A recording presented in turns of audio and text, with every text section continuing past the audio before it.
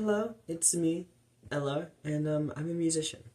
But I also, get this, listen to music. Crazy. Um, and one of my favorite bands is My Chemical Romance. Um, I could have about them all day. They've gotten me through so much, hard times in my life. Influenced me a lot musically. Um, the musical project I'm working on, Word Vomit, uh, inspired a lot by them. Working on a new EP. You should go. You should go. I would say listen to it, but it's not out yet. But you should go. I don't know what the fuck I'm saying.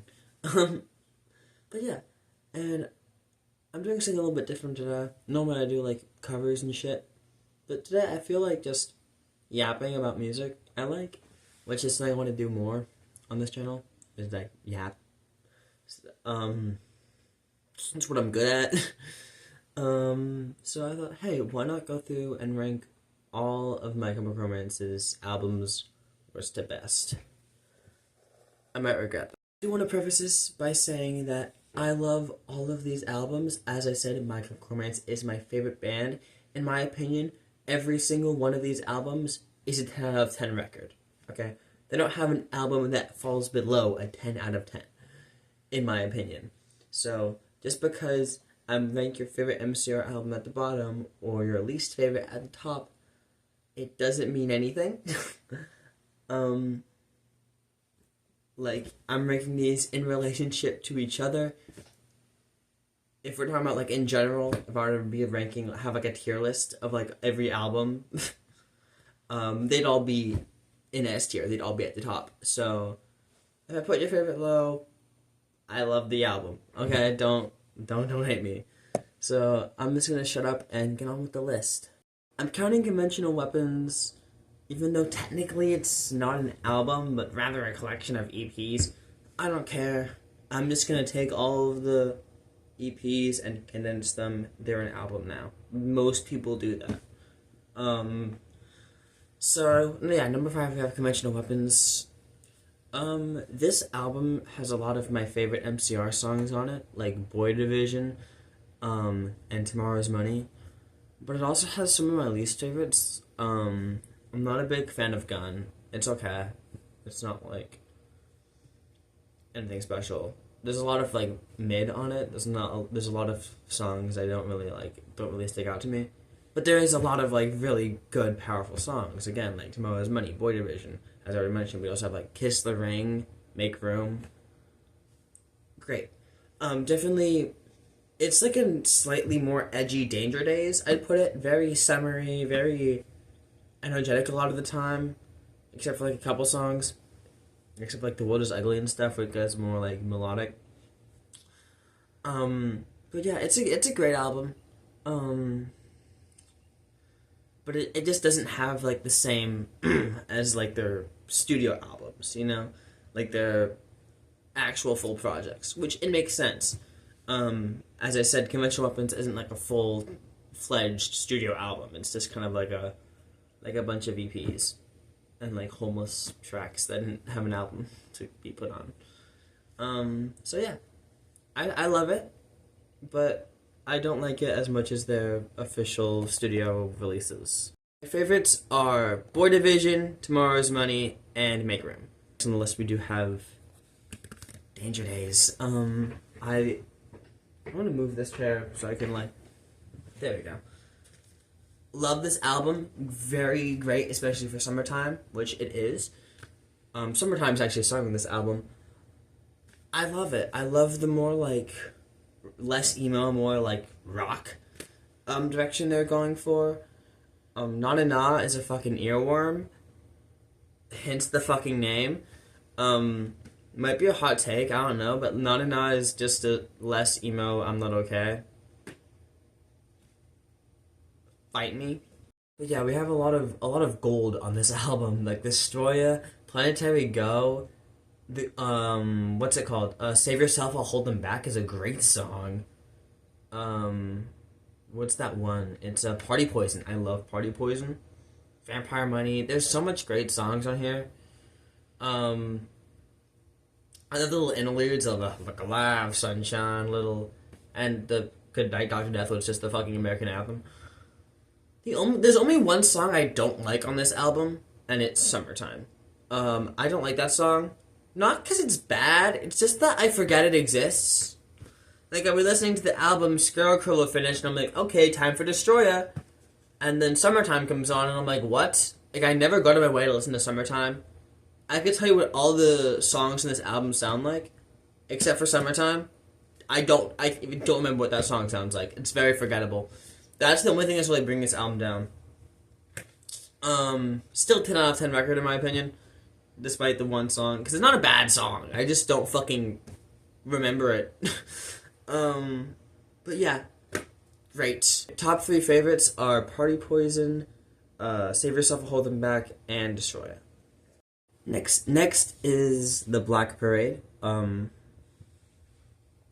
Amazing fucking album. This album is the most popular. It's the one that most people think of when they think of My Chemical Romance. And I would say objectively it's their best work. For good reason. This album sends you on an emotional roller coaster, which I really love. Like, it doesn't stay energetic for too long. It doesn't stay sad for too long. Because, like, you have, like, House of Wolves, which is a very energetic, in-your-face, powerful song, right? And it's sandwiched in between I Don't Love You and Cancer. Huh? The emotional whiplash I get listening to this album front to back is crazy. Because it just goes from, like, somber to, like, in-your-face, chaotic. And I love it for that. It's incredible. Objectively speaking, I believe this is the best album. In my opinion, it's not. But, like, you know, on Danger Days I said, I don't really remember what Summertime sounds like. There's not a single forgettable song on this album. Every single song sticks with you, which is something, the trait the rest of the albums have too, the number 2 and number 1. They also don't have any songs that are forgettable in my opinion. But yeah, we have Welcome to the Black Parade, which is, like, even the overplayed singles are good. Like, Welcome to the Black Parade, Mama, and even Teenagers, like, they're overplayed as fuck. But, like, it's not like some songs where I hear them so much that I want to hit my head through a wall. Like, I hear them all the time, but they don't get old, you know? Even, yeah, but you have deep cuts like Sharpest Lives, I already mentioned House of Wolves, Famous Last Words, Sleep is amazing. Dead, the end. Every song is a standout. This is a fantastic record. Fantastic album. And it deserves all the praise it gets. Top 3 songs on this album are The End, Sharpest Lives, and House of Wolves. So we have I Brought You My Bullets, You Brought Me Your Love. This is their first album. It's very raw. You can tell, like, it's not, like, as well produced as the later material. Which, me personally, I'm a sucker for. I am down bad, catastrophically so, for shitty production in music. Just something about it I just love to death. And this album, it's chaotic, it's raw, it's in your face, it's screamy. I love it. It kind of like it plants the seeds for what My Chemical Romance would become. Because, like, a lot of this, like, you hear, it's sort of like a rougher Three Cheers, I'd say. Then you have, like, songs like Head First for Halos, which are more resemblant of something you'd hear on, like, The Black Parade. So this is very, like, early, laying the foundation for what would come after. But even on its own, this is a fantastic fucking record. The concept is beautiful. It's a very rough concept. It gets more fleshed out in the next album, which we'll talk about. Yeah, we start off with a little romance, which is like a little acoustic little thing, and then straight into Honey, This Mirror Isn't Big Enough for the Two of Us. we get that more chaotic, in-your-face, raw energy. And it's just a raw, chaotic masterpiece. And then you have more somber songs like Early Sunset Over Monroeville and Demolition Lovers. Demolition Lovers? Are you fucking kidding me? Both of those songs are like it's not raw in like the chaotic in-your-face screamy sense. It's raw in the emotionally raw, soul-tearing sense. And I love it for that. Everything about this album. I do prefer to make more chaotic stuff. It's just my personal taste. I like chaotic music. Vampires, Drowning Lessons, Skylines and Turnstiles, which, for being the fucking first song Gerard Way's ever written, from what I can gather, holy fuck, that song is amazing. This Is the Best Day Ever gets slept on a lot. That song, I love that song. I love This Is the Best Day Ever. Has a lot of meaning to me personally, which I might be biased. And fucking Cubicles is great. This album is perfect. And if it weren't for how catastrophically high I hold the next album, this would be my favorite. This is a fucking amazing album. I kind of sound like a broken record at this point. I've just been, I don't know. I don't have a script. I don't fucking write scripts. What do you want from me? My 3 favorites are This Is the Best Day Ever, Demolition Lovers, and Vampires Will Never Hurt You. It's time we talk about 3 Cheers for Sweet Revenge. This is my favorite album. Period. Not of My Chemical Romance, not of emo, not of rock. This is my favorite album ever, of all time. Out of the albums I've listened to, I haven't listened to every single album, but like, out of what I've listened to, this is my favorite. Where do I even begin? Let's start with the actual album itself, sonically. Amazing.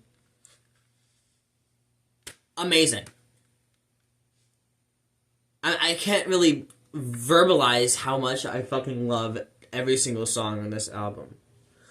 A lot of, like, you have the hits. You have Helena, I'm Not Okay. The Ghost of You wasn't as big as that, but the Ghost of You wasn't as big as the other two, but it's pretty popular. And those are great songs. Gut-wrenching fucking Ghost of You is. Just the emotional power. I'm Not Okay is just a teen fucking pop-punk banger. Helena is beautiful. I want that song to play at my funeral. I do not care. It will play at my funeral. But yeah. Those are great. Once you get to the other songs, when you get past the singles, holy fucking shit. Give him Hell Kid. I can't name standouts. Like, I can't name the standout tracks, because every fucking song is a standout. There's not a single song that misses. Not a single second of this album that doesn't go to waste. Thank You for the Venom is one of my favorite songs of all time. Maybe like number 2. It would be number 1. But there's a Pierce the Veil song that just, it means more to me than like anything. It's like more than a song to me. But this video isn't about Pierce the Veil. This video is about My Chemical Romance. And yeah. Just sonically, it's chaotic. It has the chaoticness that's in your face and angry and screamy that I love. And it's on like that stuff was on Bullets too, but it's a lot more fleshed out here. It's a lot, as much as I love the more raw sound, it's a lot more polished, a lot more fleshed out. And the concept that was expanded upon from Bullets, it's a lot more clear. The concept. Oh my god, I need to talk about the concept. I'm really disorganized. I'm kind of this album I can talk about fucking hours, so I'm trying to move along. I don't know what points I've already talked about. I'm kind of all over this fucking now. The story of this album probably is my biggest hyperfixation. It's my biggest hyperfixation. I would consider myself an expert. I would consider myself an expert. Every fucking song contributes to the story in such a cool way. I do kind of have a nitpick with it.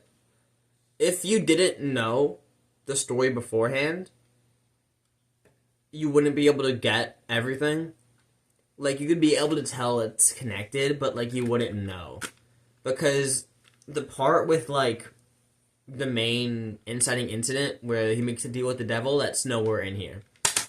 And that's, like, the inciting incident. But, like, everything else you can gather. Like, once you have the context, you can dissect this, and there's so many different interpretations of it, which I love. Like, I just love how there's no lore, there's no canon. I mean, there's lore, but there's no canon. There's no this is the correct story. It's up to interpretation. People argue whether or not the demolition lover girl is dead or not. And that's like a pretty fundamental thing you should probably have established, but no. It's up to interpretation, and I love that. I've personally dissected every single song, but I'm not going to yap about the lore. I could yap about the lore in a separate video. That might be a good idea. I might do that. But yeah. It's a beautiful story. I love the story. And it's so gut-wrenching. And I feel like once you know the story, all the songs are enhanced even higher than they already are. I'm going to swerve back to talking about the songs. Fucking Prison. You know what they do to Guys Like Us in Prison? It's a fan favorite for a reason. That song is, like, so much more different than, like, everything else, but, like, it still fits in perfectly. Hang 'em High. Fucking, we're in the country now. What? It's, like, all over the place. This album's all over the place. There's moments where it's, like, sad and somber. There's moments where it's gut-wrenching and emotionally damaging. There's moments where it's loud and angry. There's moments where it's folky and country, kind of cowboy type shit. But it's all connected. It just flows so well together, and it all works. And it's really hard for me to talk about individual songs without yapping about each one forever. Which is why this part sounds so unorganized, I'm assuming. So I'm just going to get into the top tracks. My top 3 songs are Thank You for the Venom, To the End, and It's Not a Fashion Statement, It's a Death Wish. So yeah, those were my... What? That was my list of all the MCR albums ranked worst to best. And Gerard Way and his little gang of goobers needs to log in and outdate this video by releasing MCR5. Joking. Half joking, please. I'm as much as I am jonesing for more MCR content. Take your time. But at the same time, hurry up. Oh my god, is that a Nirvana reference? Take your time, hurry. I really need a script. But yeah. Whoa! If you're one of, like, the 3 people who will watch this, leave your ranking in the comments below. Yippee! I don't know how to do an outro yet.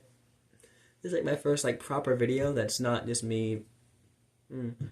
But yeah. I don't fucking know.